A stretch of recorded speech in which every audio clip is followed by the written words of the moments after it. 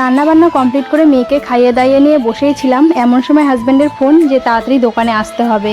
তো কি আর করব, তাড়াহুড়ো করে স্নান ধ্যান করে পুজো দিয়ে এই যে রেডি হয়ে নিচ্ছি। আর দোকানে যাওয়ার কারণ হচ্ছে আমাদের দোকানে যে ভাগ্নেটা থাকে ও কলেজে পড়ে, তো ওর আবার পরীক্ষা শুরু হয়েছে। ও হচ্ছে দোকানটা খুলে পরীক্ষা দিতে চলে গেছে।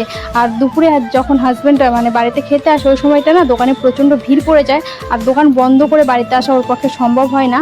তো সেই জন্য বলে যে দুপুরের খাবারটা নিয়ে এসো। তো সেই জন্য এই যে দেখো টিফিন বাটি করে সমস্ত খাবার দাবার নিয়ে এখন দোকানে যাব।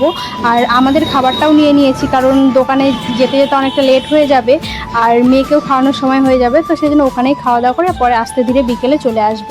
আর তোমরা অনেকেই জানতে চেয়েছো আমার হাজব্যান্ড কী কাজ করে, আমাদের কিসের দোকান। তো আজকে ব্লগে তোমরা জানতে পারবো। অনেকে অবশ্য জানো কিংবা অনেকে জানো না, অনেকে মাঝে মধ্যে কমেন্ট করো যে দিদি ভাই তোমার হাজব্যান্ড কী করে।